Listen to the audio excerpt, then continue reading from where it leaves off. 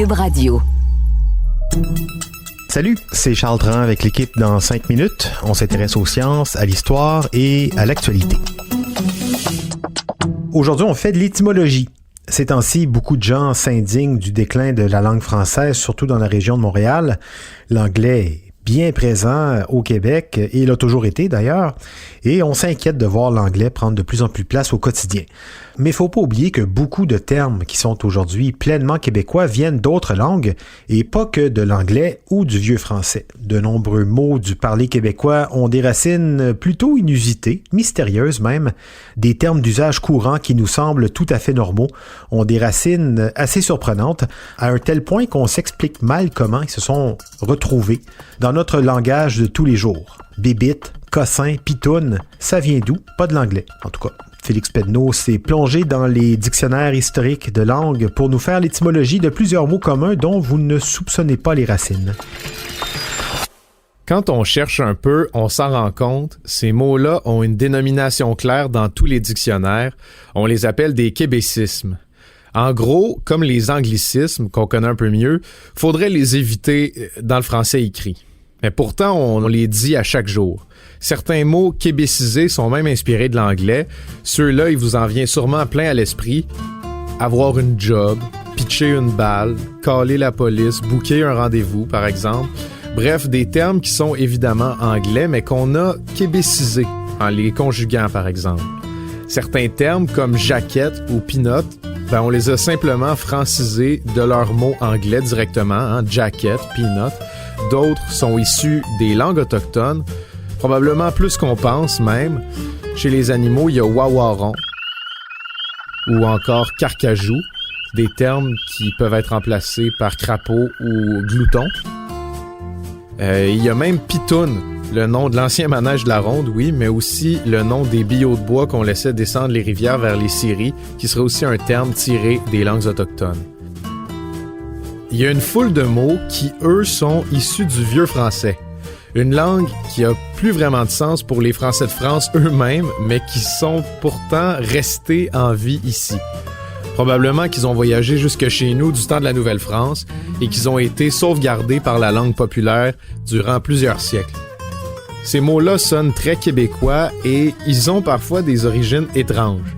C'est l'histoire de leur transformation avec le temps qui nous rappelle que les colons français de l'époque des coureurs des bois parlaient avec un accent particulièrement gênant aussi. Je vais vous montrer pourquoi en passant en revue 3 mots québécois qui sont pas utilisés ailleurs qu'ici, mais qui l'ont déjà été.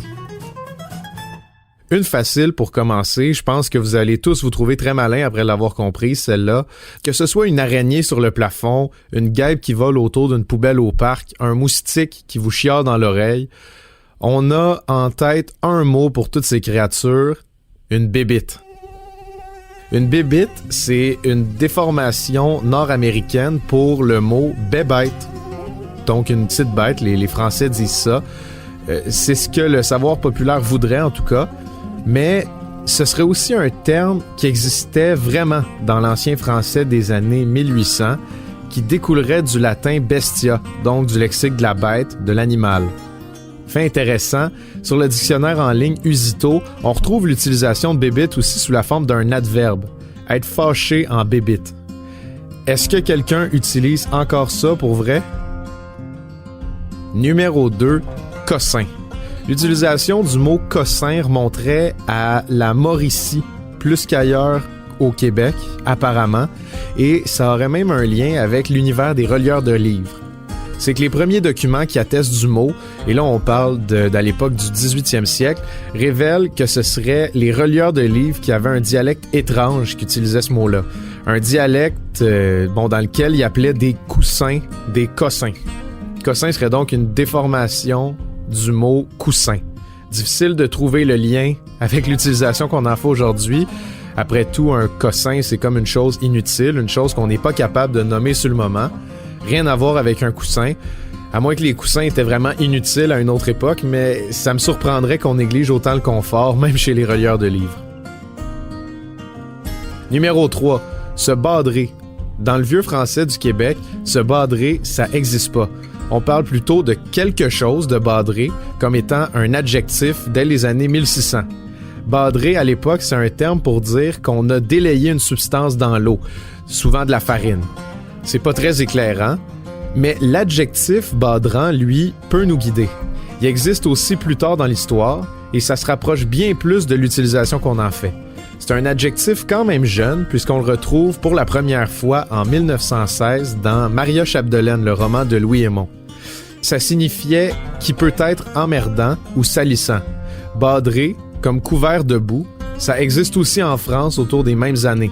Donc vous l'aurez compris, badrer, c'est ne pas se salir, ne pas se couvrir de boue, ne pas s'emmerder. On va pas se badrer de comprendre comment ça a évolué jusqu'aujourd'hui à partir de là. Je vous laisse faire une partie du travail. Finalement, bon, je vous en ai dit 3, mais j'ai un mea culpa à vous faire, parce qu'il y a certains mots dont on connaît tous l'utilisation populaire, mais autour desquels j'ai pas réussi à trouver de documentation. Par exemple, on sait toujours pas à quand remonte l'utilisation du fameux « ouppelaï » qu'on utilise tous quand on fait une gaffe, ou encore le légendaire « away », qui serait une déformation de « envoy », qui vient du verbe « envoyer » conjugué au subjonctif. Ben ça non plus, on n'a pas trouvé de date de naissance approximative pour cette expression-là.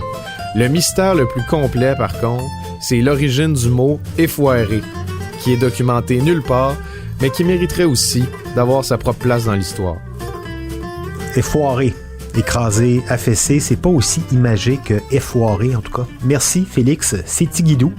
Tigidou qui a aussi des origines troubles en passant, hein? Peut-être l'expression écossaise « tickety boo » dans une chanson où ça semble vouloir dire aller lentement mais sûrement, ou alors plus lointain, une origine hindoue « tiki babou » dans le vocabulaire militaire « tout va bien sergent ». Fait que Tigidou, c'est ça qui est ça. Merci Félix Pedneau, c'était en 5 minutes.